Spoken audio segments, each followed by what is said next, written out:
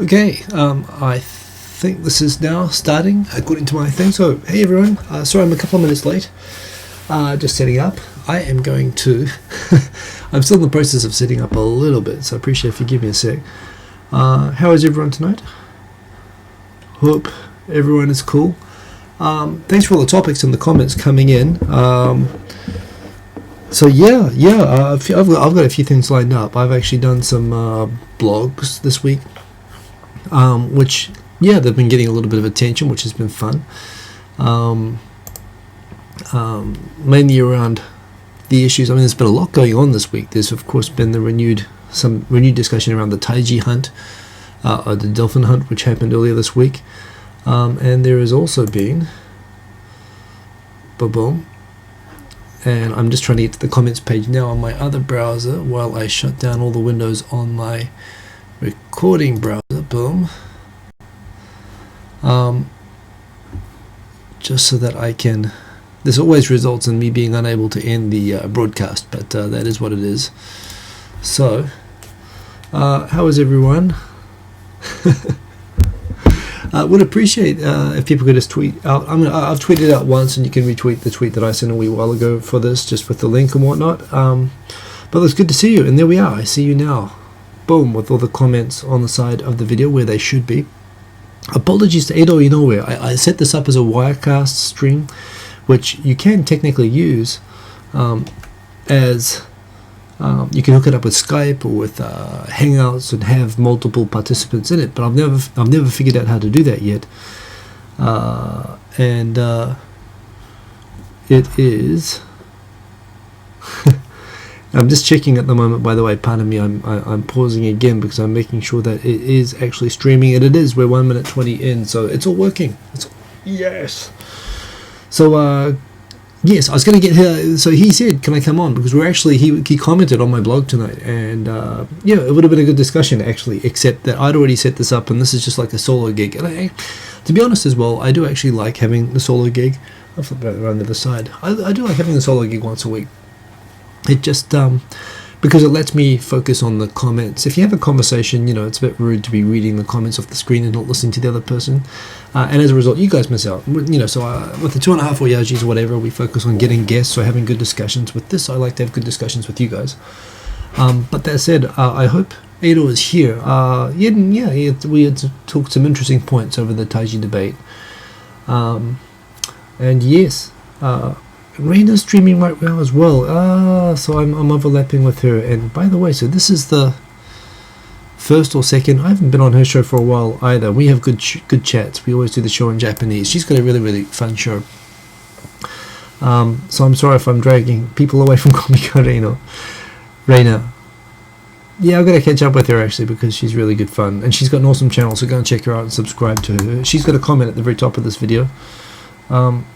What is happening with all these comments being flagged spam that are not spam? The comments have been messed up lately. Like, you can't moderate. A lot of the designations on these comments are really random. But, I guess we'll get it fixed.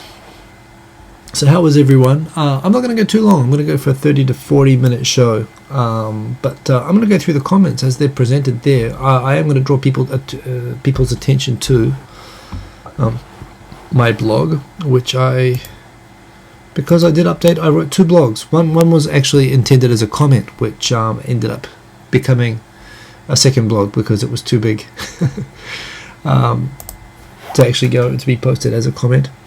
What I'll do is, so for those of you who don't know my blog, if you go to www.hikosaemon.com, I've got a blog which has been around for a while. I haven't been as prolific on it lately as I'd like. The topic which I posted about was related to Taiji, but rather than about the actual dolphins and whatnot itself, it was more to do with the fact that I don't enjoy following the debate around Taiji because I get frustrated by both sides and their basic inability to communicate over the issue.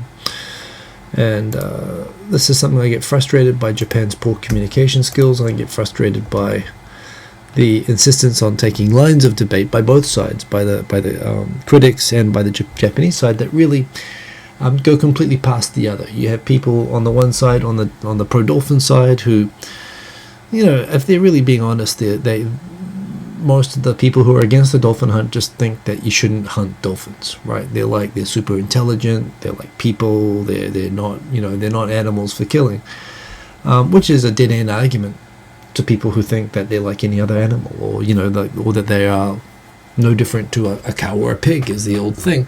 That's a dead-end argument, obviously. If I say it's just like a cow or a pig to someone who thinks that dolphins are special, there's nothing to discuss. And likewise, if a Japanese person says to a person who believes that dolphin hunting is wrong, that you're being a cultural imperialist, that's a dead-end argument as well. Even though both views are very strongly and sincerely held by both sides, there's no debate there. It's like the people who think that dolphins are people are hysterical, and the people who say that this is culture, and you're being a cultural imperialist, are basically trying to cover up for the fact that they've got no good explanation, and they're being sneaky, which is unfortunately a label and a perception which gets really attached to Japan, and things just keep going on and on.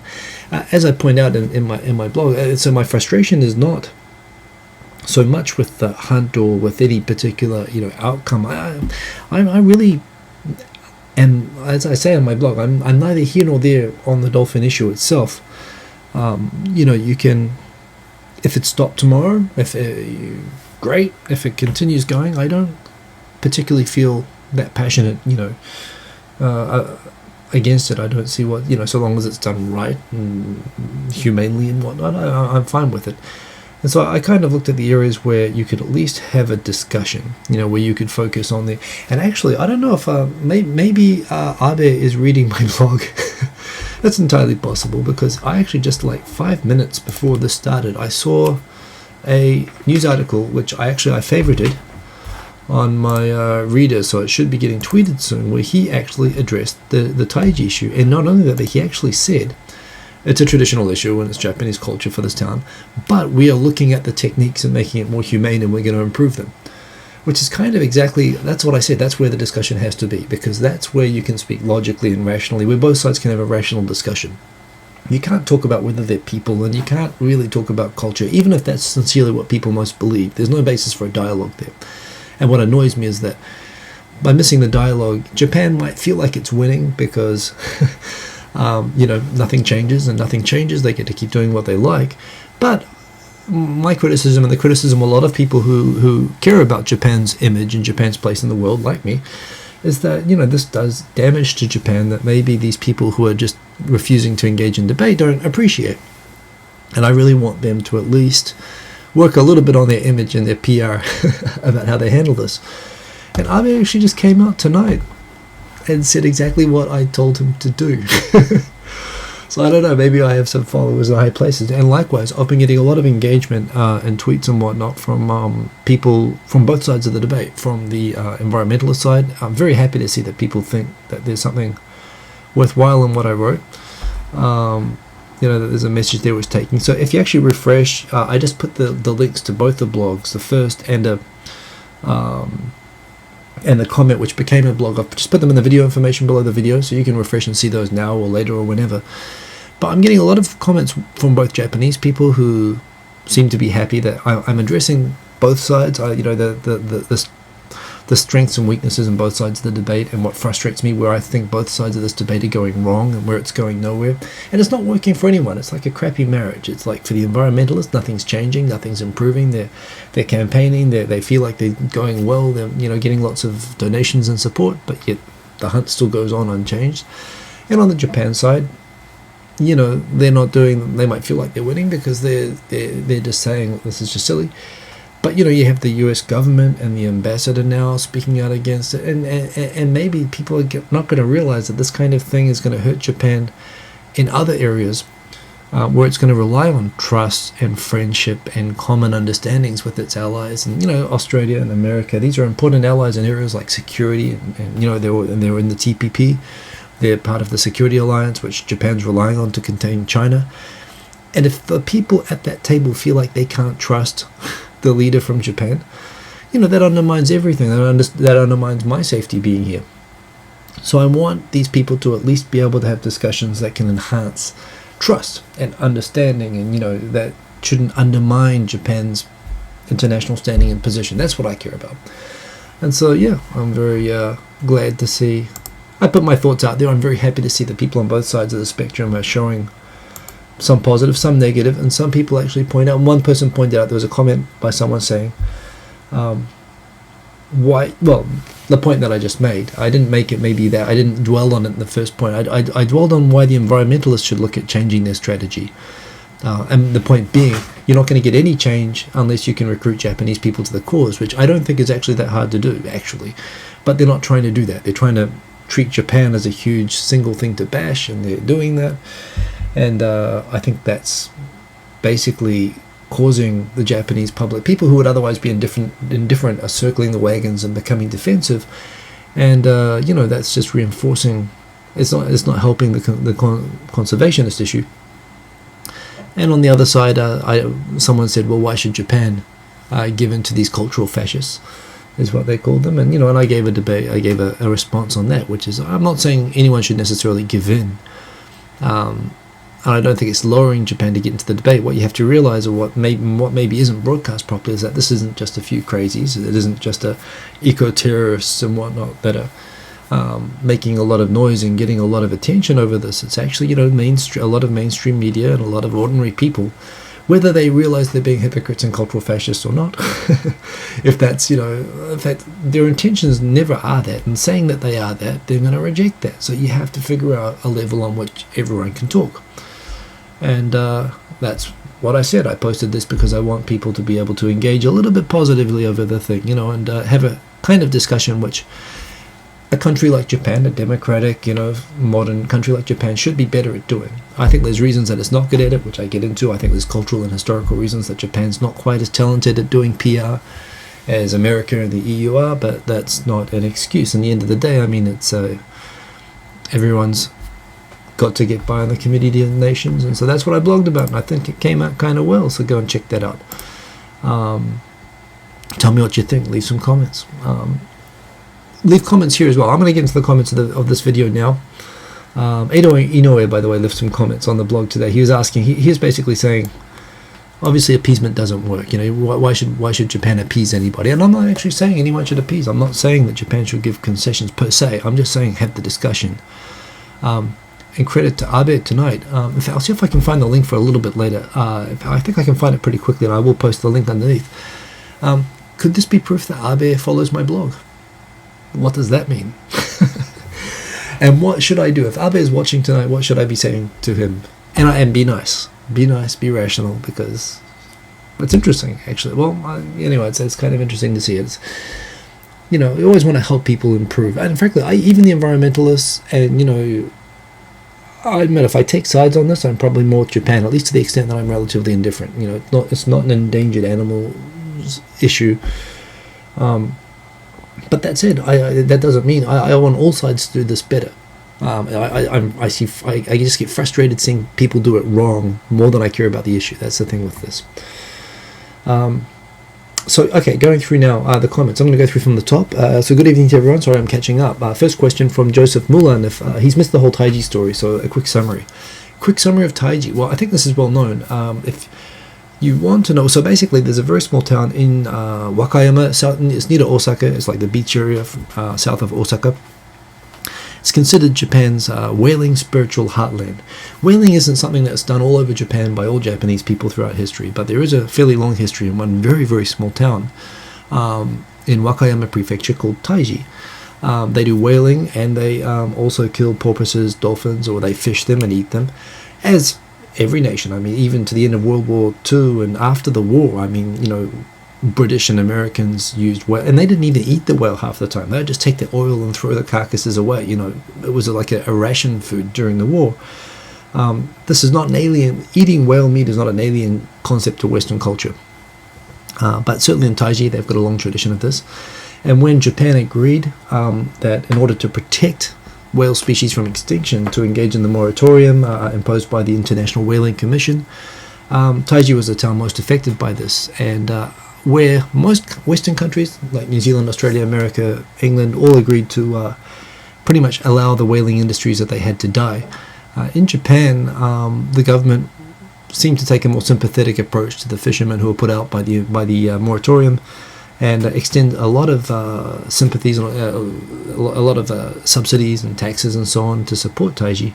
And of course they've got things like the scientific whaling, which allows them to keep going out every year, and various things. And they do two things. One, they do the whaling, but the other thing which has been getting special attention in recent years is the bottlenose dolphin, the same dolphins that you see in the aquarium shows in America and so on.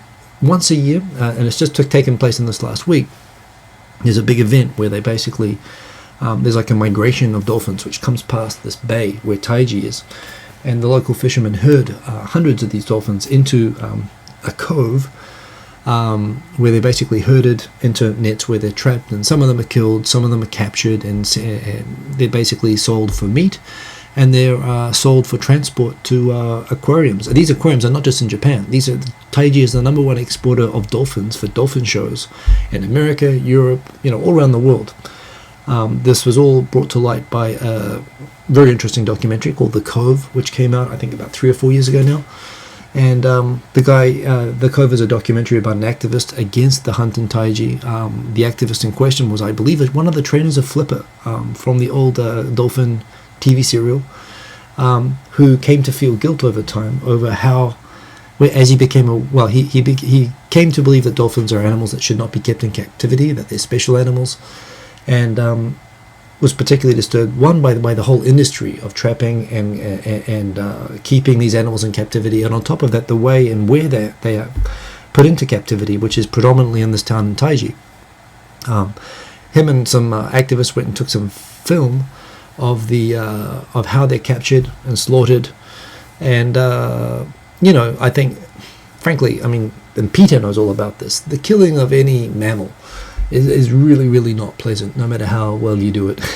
Let alone, it's not pleasant to watch, especially if you're used to, people only see dolphins pretty much on TV, in movies and Flipper and so on, and to see, a herding of hundreds of dolphins and systematic slaughter, and indeed some being taken away for dolphin shows and whatnot, is pretty upsetting, I think, to a lot of ordinary people who've never had any other interaction with dolphins, and who believe that they're special, that they're basically special animals.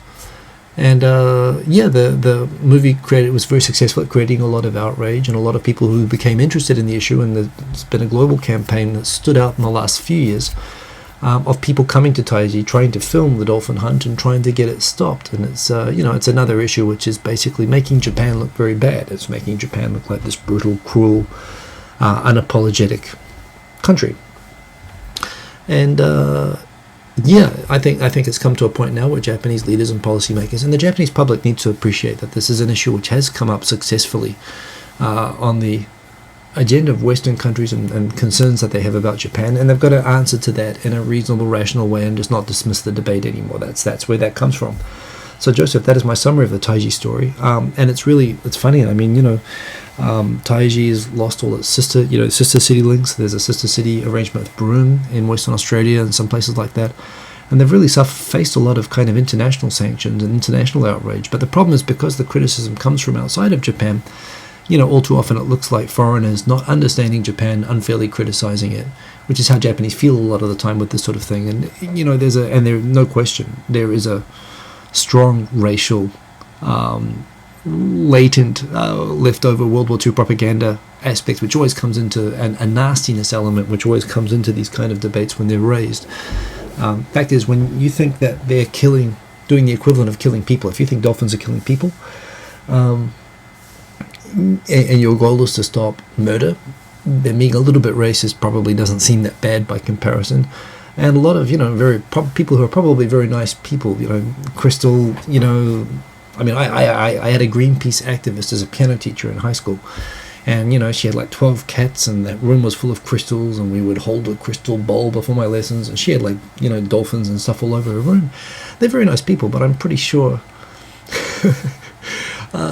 even very, very nice people like that don't have a lot of problems saying very negative things about Japanese people in connection with this issue. And I myself find that very polarizing and off-putting, but I think you got to put that aside And all sides have to try to figure out where they can talk about this, and where there can be some common ground found, because in the end of the day, without that common ground, it's not going to get any better for the environmentalists, and it's not going to get any better for Japan. And I think this is something that ground needs to be found. I've talked on this a long time now, but I hope that makes sense. Ahmed, good to see you, man. I know that you posted this a long way. Shouldn't Japan in the long time kick Americans out of the country while boosting their military and ally with China? Wow. No. And I know that you have specific views on this, and I've got my own. I grew up in a Western Alliance military family. Fact is, in the end of the day, people, while it's very easy to say a lot of bad things about America, and a lot of people do, in the end of the day, if America wasn't in Okinawa with all of those bases, Taiwan would have been set on fire, and it would be a communist-controlled backwater by now, and South Korea as well, North Korea would have been overrun by Chinese and by Soviet, Russian, and Chinese-backed North Korean troops, and you would have that, and probably as well, Russia would have entered the top half. You'd be very lucky if Japan was even half. You'd probably have, instead of having North and South Korea, you'd have an all communist Korea, and you'd have a communist kind of North Korea style northern half of Japan, possibly more. The fact is that the values that America brings and shares with Japan of democracy, people kind of say, well, look at all the hypocrisy of America, and America's hypocritical, and it's a horrible big power. It does send drones into the Middle East and kills people everywhere. But at the end of the day, when you look at what it's done and the influence that America's had of stabilizing and providing the environment for prosperity in Northeast Asia over the last 60 years, that would not have been there if America had not been here holding communist China and the Soviet Union back. Japan, Korea, Taiwan would be very, very different places, and this whole area, no one would be able to say there hasn't been a war here for 50, 60 years. So no, I think American influence is very, unless China can actually become, to me it comes down to the elimination of the Communist Party in China, to single party rule in China, the end of the military-backed dictatorship there. If China becomes a country with political freedom and respect of human rights, and a democratic country that doesn't rely on creating on making an enemy out of Japan to justify the rule of the Communist Party, then be friends with China, have your own military and whatnot. I think that's all great, but I think America, for all of the many bad things and hypocritical things that it does, it still is a more of a positive than a negative influence in this part of the world. And honestly, help everybody. I mean, and it's not just for Japan's sake; it's for China's sake. The fact that it's there holding that country back and stopping it getting its own people into all sorts of messes is a good thing. And it's pushing, and China's pushing the envelope now. So no, I don't think, I think I really look forward to the day that China comes into the community of nations, a country much like, say, for example, Singapore or like Taiwan. I mean, the idea that Chinese culture can't handle democracy is, Taiwan proves that that's false. China's capable of becoming a normal country, and the idea that China and Japan can't be friends. Taiwan and Japan are great friends. Chinese people in Taiwan, I mean, there's like 1 million Chinese who live in Japan, and they do very well. And Taiwan and Japanese people love Taiwan and Taiwanese people. At Yasukuni Shrine, half the speakers there, you have Taiwanese people who come there and they speak, and they're some of Japan's biggest supporters. So I don't think the possibility of an alliance between China and Japan isn't possible, I think. But at the same time, I think there's a lot of stuff to be overcome, and until that's all overcome, it's much better with America in the neighborhood. That's my view, and I suspect we disagree. Or I know that you disagree with that in general. On Japan having a military, yes, it should. I mean, there's a lot of debate going on around the constitution right now. My view is, I think Japan should have whatever constitution it wants. The current constitution was a punishment constitution imposed on it during an occupation, which was for the purpose of punishing Japan and preventing the fascists who took Japan to war getting similar power back. But I think it's out of date now.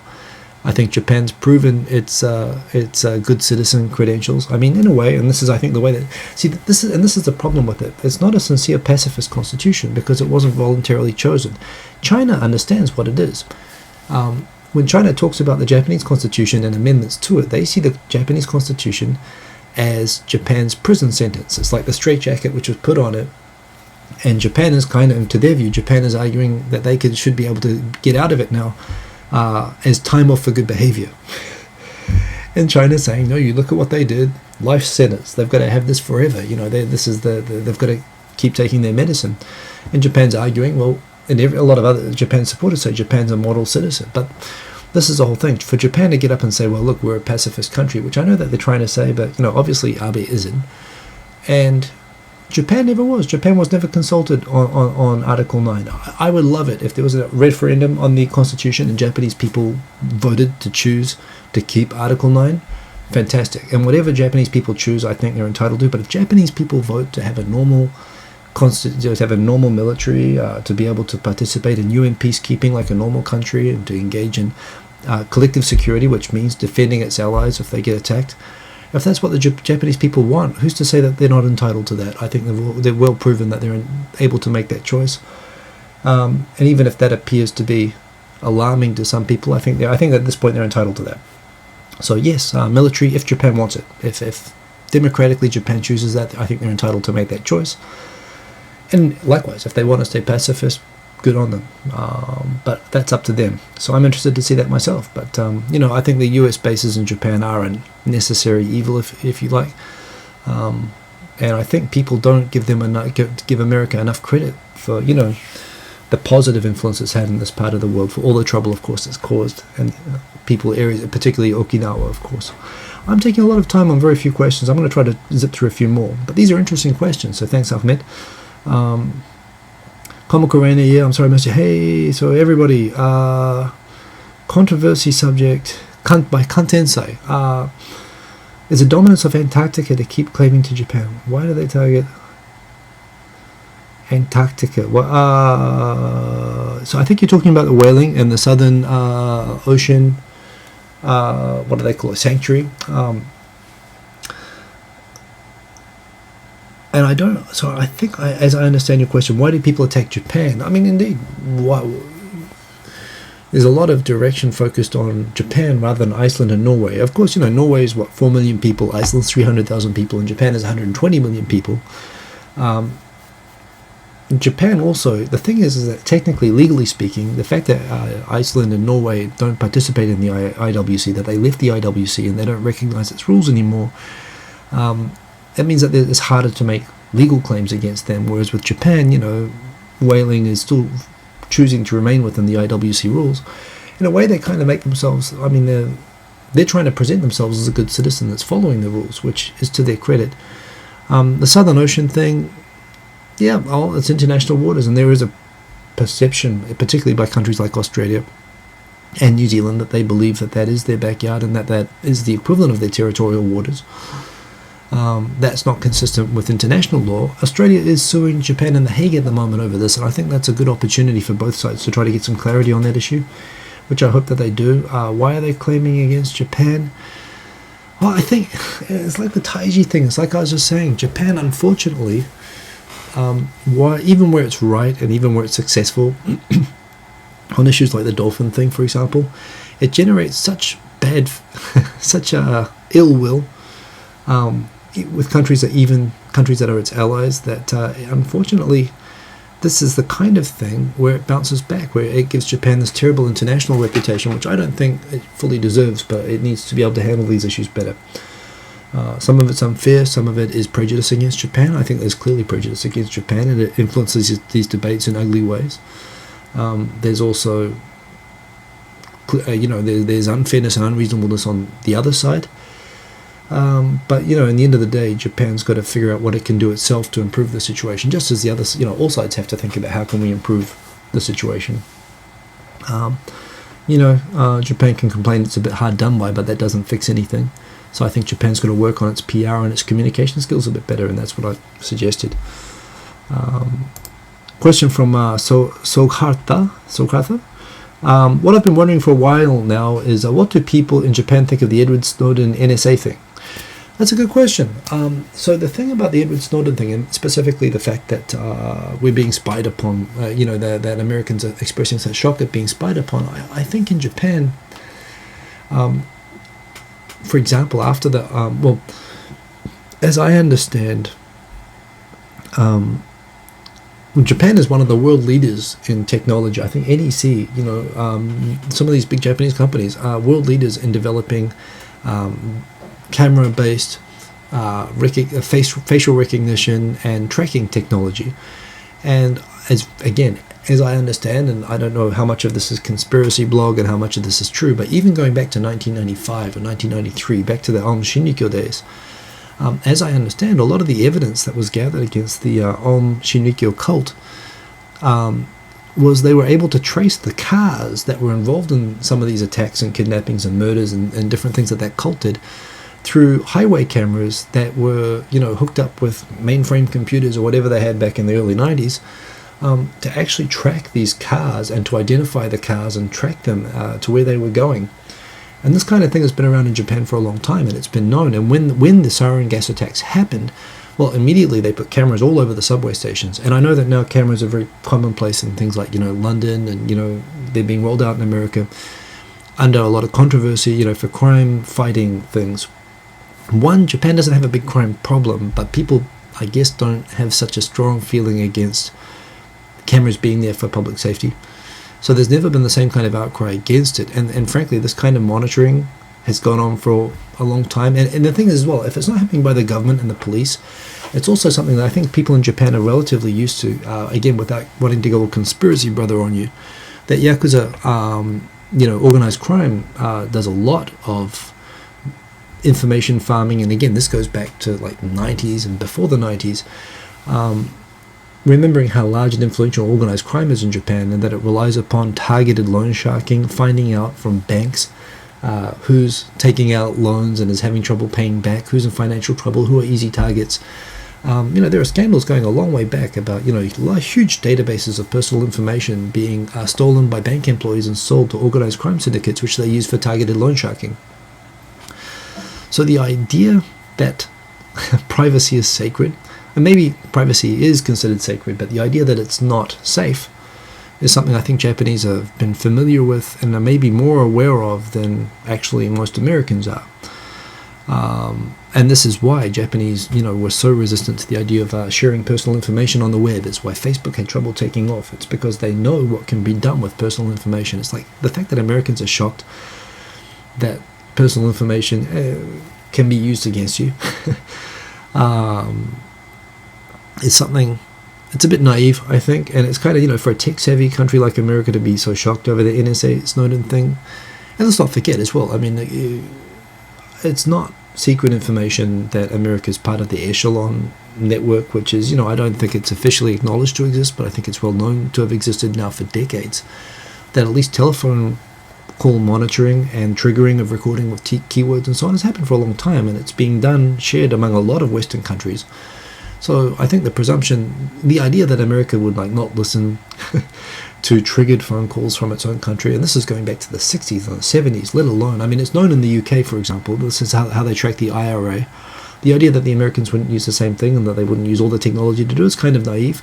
So I guess while there's been a lot of outrage at it in America, I think there was no real shock or surprise of it in Japan. It really wasn't a big discussion. It made the news and people kind of looked upon it with interest, but there was no real sense of outrage that I detected. I think maybe the most damaging information of that whole thing was the leak that, and not specifically just with Japan, but with other countries as well, but the fact that accusations that NSA used its spying information on political leaders for taking advantage in trade negotiations and so on. I think that was probably damaging, but again, not so much up front. It's been hugely damaging to trust and America's reputation, but there again, I think Merkel and all these people are claiming outrage. They can't really claim to be that shocked and that they didn't think that America had some ability to tap their communications. But yes, so I don't know, it hasn't been that big a deal in Japan anyway. And now I'm getting to the start of where the video actually started now, so this is really way behind. Happy Australia Day, everybody in Australia. Australians. I'm a New Zealander, but it's a good day. It's actually, I'm kind of jealous of Australia Day, because Australia Day really it's a nice day. It's a part. I mean, you do have the Aboriginal protests and so on. They happen on that day, but it's basically a day that more or less is considered a positive celebration of Australianness and Australian identity and so on, which is still a growing thing. New Zealand, we have a national day called Waitangi Day, which is named after the treaty which established New Zealand, which is a treaty between the indigenous people agreeing to share sovereignty with the British Crown, where the British Crown made a lot of promises to the indigenous people that were, of course, not kept. And so it's kind of a day in New Zealand where we end up reflecting on all the ways that we failed to meet the promises that we made to the indigenous people. And when I say we, I say that as a Caucasian, as a Pākehā New Zealander. It's kind of healthy, and it's one thing that New Zealanders always consider we have over Australia, is that we have a better moral track record with our indigenous people. And it's partly because of that more positive track record that we have a more difficult issue around our National Day. I kind of wish in a way we could almost have a separate National Day, that we could have a day just for all New Zealanders being happy about what New Zealand currently is, and have a separate day for considering the Constitution, the historical issues. But at the same time, I mean, not to put those issues aside. But congratulations to all the Australians. Great to enjoy your day. Australia Day is always a great day to have in Australia. So coming down, these comments are all a long way, but yes, Jason came late because he was enjoying the sumo victory with the dolphin burger, as one does all the time in Japan. And so yes, I realize now I'm coming back to the killing of animals and wrong. Yeah. By the way, Michael Pickett, interesting point just with Sea Shepherd. It's not actually technically correct that they only want to protect dolphins and whales. In fact, as I understand, and I see a lot of the stuff in the New Zealand press, very favourable coverage of Sea Shepherd, and they point out that on the Sea Shepherd protest ships in the Southern Ocean, it's a rule on all of those boats that everyone has to be vegan, or at least they only have vegan lifestyle on those things. Which they themselves apparently acknowledge internally is for internal, within the group and within the people, the elite people who go on those activist cruises, the cruises or ships, they actually acknowledge that you need to be vegan to be morally consistent. Of course, they don't make that a major part of their publicity, because a lot of meat-eating regular folk give them a lot of donations. But Sea Shepherd themselves, I think they're aware of that hypocrisy debate, and they actually... the members themselves, the ones in the speedboats and the dinghies and so on, are actually pretty much covered on that. But they're kind of hypocritical that they take money from meat eaters without telling them off. And and again, I think I've seen interviews where that's been raised, and they've said, well, one issue at a time. These are the issues that we're focused on now. We can't solve all the problems in the world. The other people deal with the cruelty to meat issues, but we're focused on the sea, specifically whales primarily, but also of course dolphins, and that's just their agenda, and that's up to them. But yes, as you say, I think they're aware of the hypocrisy label themselves, and they try to address that internally. I don't have a lot of time for them and their methods myself. It's kind of funny. They've gotten a lot of attention by basically Greenpeace always has been very good at pushing the boundary of legality and going as far as you can reasonably go, and they've managed to outdo Greenpeace by just being more outrageous than them and doing illegal stuff like ramming and causing damage and stuff like that. And they're getting more press attention and more donations as a result. They're getting rewarded for in a way Greenpeace was better about this in terms of tactics, but it just goes to show this is the reality TV age, where it's it's the honey boo boos, the Jersey Shores. It's the most outrageous people that get the attention and the money.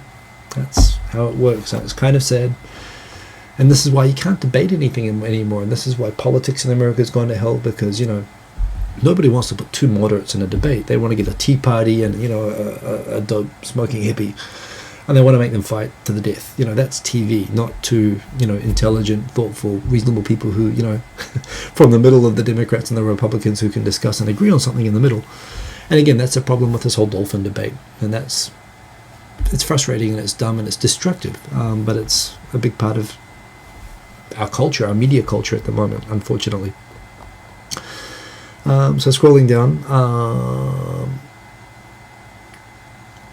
yeah, so I can see a lot of the comments that I can see at the moment. I'm going to refresh and see if I can get some more comments now. But yes, a lot of people are talking about the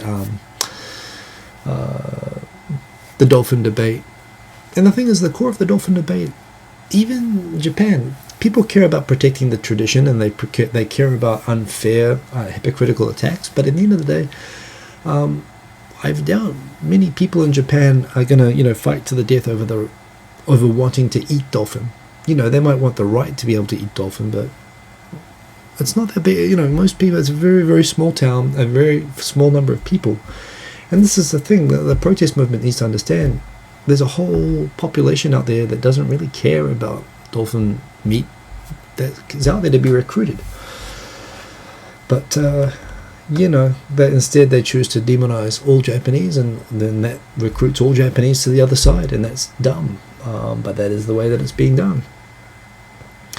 Ahmed, sorry, I'm catching up with comments now. Agree to disagree. I think we have to agree to disagree on that. But Taiwan should and will go back to China. Well, yeah, don't get me started.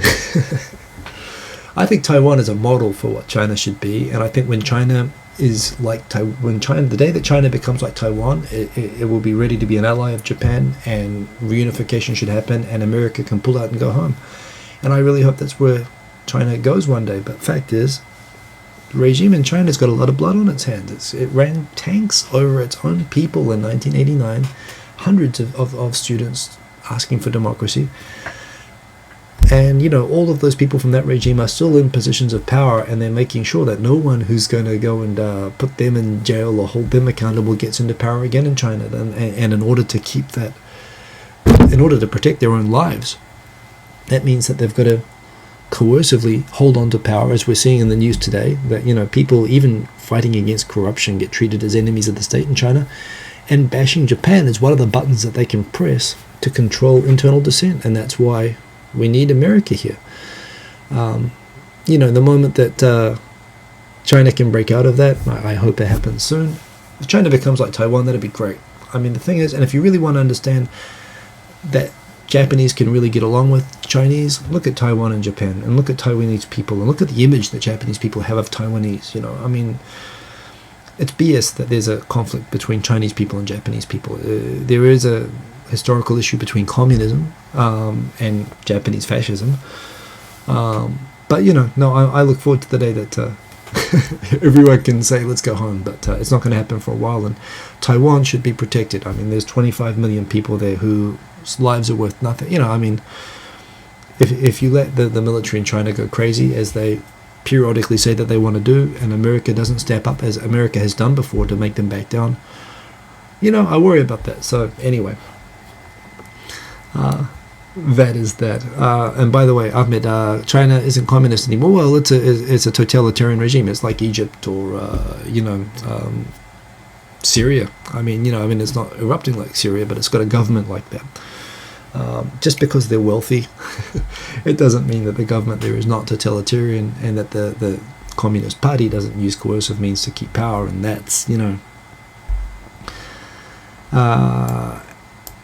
and the oligarchy thing. Okay, so Ahmed, again, we'll agree to disagree. I think there's a lot of hyperbole about how America, I mean, there's a lot of criticisms a lot of people can make about America, but you'd still rather be in an American oligarchy than an oligarchy in a lot of other countries, even though I'm not, and I don't intend to live in America myself, but whatever.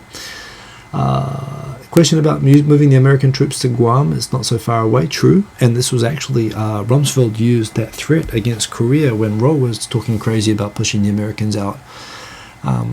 But fact is, Okinawa is very, very close to Taiwan, and it's very, very close to Korea, and it does make a difference. There's a lot of troops in Guam as well.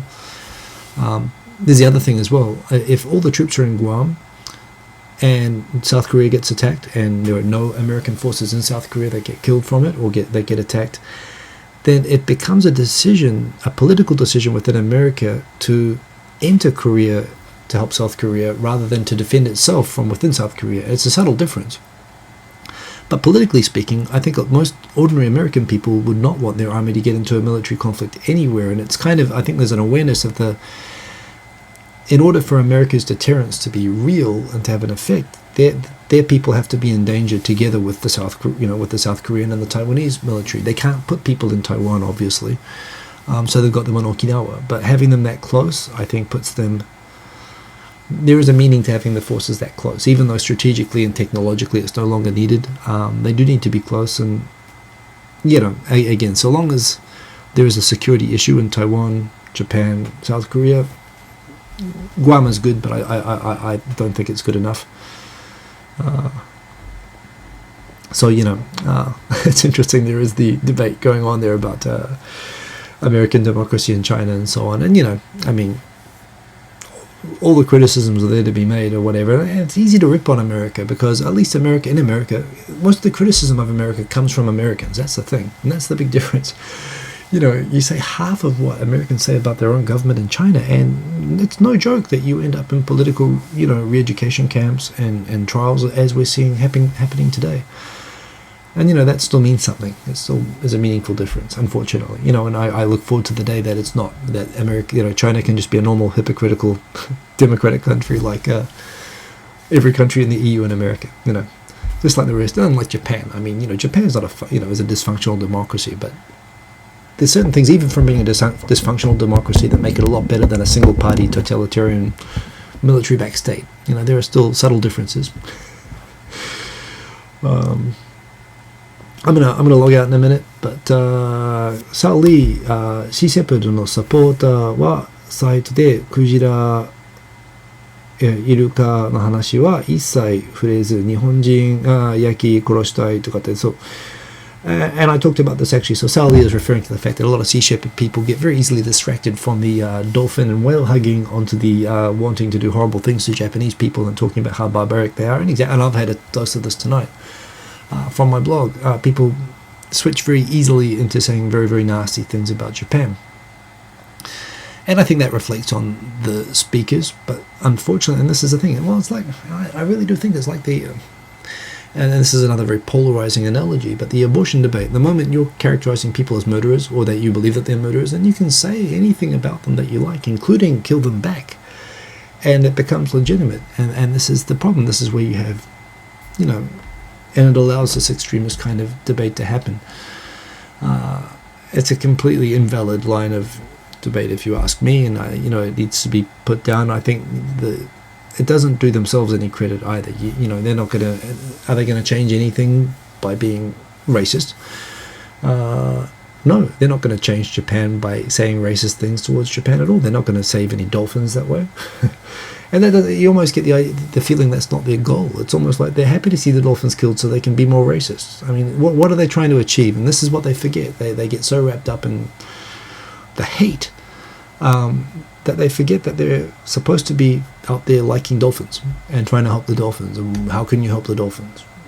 It's too easy to go down those dark roads. I completely agree. And this is where, and think about how you and people who agree with you look to the people you need to persuade to make change. You need to persuade the Japanese people to change if you want them to change. And how are you going to persuade them to do that when you're saying this is punishment for World War II, or when you say that the tsunami is punishment for dolphin hunting and so on? How do you think that is going to that is going to get Japanese people to do what you want? Are you crazy? So that's unfortunately where we are on that. And it's sad and it's dumb, but people are dumb. I mean, it's just unfortunate. You never expect too much of people. And this is where, and media is just driving it down. It's driving it down. But, outrageous arguments always are the most attractive to people who want to go for views and ratings and comments and all that stuff. So unfortunately, that's where we are.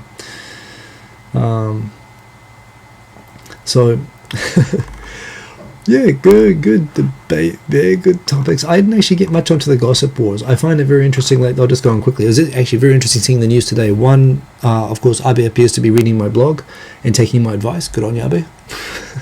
I don't know if that's really the case, but it's interesting. I'll post the link for that in a minute, actually. Or it's being tweeted anyway, but he actually, when he addresses the dolphin debate, he does it the way that I suggest. It's amazing. He's actually in India at the moment, and he was invited straight to this huge Indian military parade. Of course, India is a country that is a military rival and has a huge number of border disputes with China, just like Japan does. And, India's playing up. Well, Japan, this is an opportunity for both countries to form some sort of a new alliance. And of course, Japan has a lot of technology and investment potential that, India wants to take advantage of. And the idea that they could be an ally against China is great. But so the way that they want to show off their alliance, the first thing they do is come to our huge military parade and be our guest of honor. And I must admit, I don't, I think it's great to see India and Japan getting along. But at the same time, for Abe, with all the sensitivity around Abe being a possible, not even a closet militarist or whatever, to be at an Indian military parade with all the stuff that they're going to use to kick China's ass. It's an interesting visual metaphor. I'm pretty sure the Japanese government would not have chosen that exact event.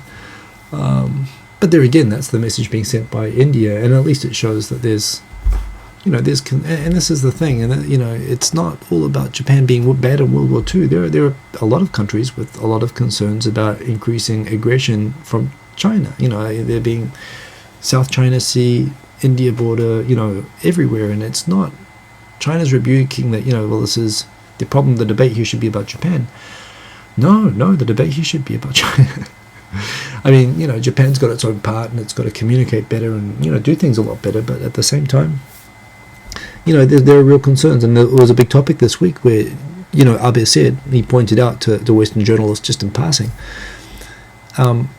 this kind of got picked up and misinterpreted. It alarmed a lot of people when he said that the current situation with Japan and China is a lot like that of Britain and Germany just before World War I in 1914, 100 years ago now. And a lot of people said, oh my God, he's saying that they're going to go to war just like Germany and England did in World War I. And that's not exactly the point, although that is obviously the inference to be taken, I think, and probably even intended. But the point that he was making is, I think a lot of the world thinks that, a war between the world's number 2 and number 3 economies is unthinkable because of the economic, it'd be crazy. It's not rational because of the economic ties that both countries have. And he's making the legitimate point that, like Britain and Germany, that were very economically interdependent prior to World War I, they still managed to find themselves in a war. Nobody should be complacent that war is a risk simply because of the deep economic ties between the two countries. And that's what he's saying. When he's saying that the world needs to pay attention and help Japan out, or at least help, be aware of the risk of, China getting a little bit hyperactive, as indeed Germany was when Germany was in a very similar situation, that it was discovering its own power and that it was late to the Empire Party and that it was at a disadvantage to the other European powers, and it wanted to grab its share. And they underestimated the willingness of Britain to fight back. And nobody thought that World War I could happen, and it happened. And that's kind of the point that he's making, that nobody should be complacent about the risk of potential conflict. People need to take it seriously. And I guess in the sense that it terrified everybody, he got the message across. So I think it's kind of credit to him for that. Some people, again, a lot of people like to not like Abe, and they all immediately said, oh, look at this, he's being another warmonger again, or whatever. But I think, and The Economist and some people, I think, what the intended message was to say don't be complacent, and I think that's a fair comment to actually make. But the whole thing about everybody tattling on each other, the propaganda campaign being weighed by different Chinese ambassadors in editorial lines in all the different countries now against Japan and whatnot, kind of ironic to hear Japan being painted as a kind of a 1930s Japan fascist dictatorship militarist country, when it isn't, but the country making the criticism is open to those same criticisms. It's a bit much, but it is alarming. And, everyone has to appreciate this is something that, the international community, including America, and, forget about the dolphin. I mean, not forget about the dolphin stuff, but these are really important issues that everybody needs to really be thinking about. And, if people leave it for too late, yes, there are risks there. So, the gossip stuff is, I hope all sides bring it down, but, it shouldn't always be up to Japan just because it's a rational, democratic country with a, that with a lot of ties to America and so on, that, why should Japan be restrained, or why should Japan have to concede to appease a country that's not acting the same way back? At the end of the day, of course, I'm always, as someone who lives in Japan, I'm glad that Japan does take the line of saying that we need to have dialogue and we need to have a leaders, summit and so on. But China's not interested in that at the moment, partly because I think they enjoy having Japan to bash for the propaganda value to boost their own government, which is sad, but that's how it is. So, I am going to wrap it up in a minute, but thanks for spending the last hour with me. I see the comments have just updated, so let's go through. So White Magic is saying the joke is that the racist people who hate on entire nations for things they disagree with, for example dolphins, are also the ones that participate in anti-racism and anarchist rallies. Hypocrites. Well, again, we're all guilty of painting arguments with very large brushes. I do find some irony that, yes, it is indeed sometimes the people who appear the most socially progressive who say the least socially progressive things about Japan. It's not always that simple, of course. But yes, there is always some irony there. Lysander 45, they go from 0 to 11 where somehow it might be acceptable to make a point. Exactly. By they can make a point either way, but they go straight all the way there. They don't, and this is the whole thing, what are you trying to do? Are you trying to improve things? Are you trying to, change things? If that's really the case, or you're trying to just scream and get attention and raise money. And, I've said this before, I think the tactics being used are really good for getting attention and raising money. They're not good for getting results. And I've given my manifesto, my advice for both sides for getting better results. Cake or death. So there you go. I'm going to wrap it up. Thank you for joining me again this week. I, by the way, reached 5,000 followers on Twitter this week. That was a big thing. Kind of. It's nice, a bit of self-satisfaction. I uploaded a video on that the other day, but I do very much appreciate it. Follow my Twitter. It's probably the way I regularly interact with a lot of people now, more so even than YouTube, perhaps. YouTube, I just use these videos, but I'm using Twitter all the time. Very much appreciate the follows on that, as this channel as well will it should get to 30,000 people pretty soon. That'll be pretty cool. But the Twitter thing I'm very satisfied with. Hope you guys are all really well. Happy Australia Day. Do one last refresh of the comments, and I'm going to sign out, where I'm probably, because I'm logged out on that computer, I'm probably going to have an awkward exit, I think. But we'll see how I go at that. But good night, everyone. Good night. Have a good night. We're not going to agree on America, but that's cool. We don't have to agree on everything. I'm actually kind of interested in talking about Middle East stuff at some point, because that stuff really fascinates me as well. You don't want to hear a lot of my views on the Middle East. But yes, but the point is we're talking, and that's the important thing. That's where progress comes from. It's when people stop talking and they start shouting past each other, everything goes to hell, and that's what's been happening, and that's what frustrates me. But there again, we're here, we're talking, we're all friends. We don't have to agree on everything. I like disagreeing. I enjoy a discussion, as you can tell. So good talking to you all, and I'm going to sign out. So peace to you all, and good night. Kantensai, Dan Kao, Ahmed Zombia, Kantensai. Good night to you all, and see you next week. See you. 2.5 Oyajis. We've got Softy Papa this Wednesday. Should be awesome. He's leaving Japan soon. We're going to talk about leaving Japan. It's going to be on Victor's channel on Give Me a Break Man. He's back to using Give Me a Break Man now, and I am going to sign out. I'll see you on this next week, and see you on 2.5 Oyajis on Wednesday. Peace. Stop streaming. Bada boom.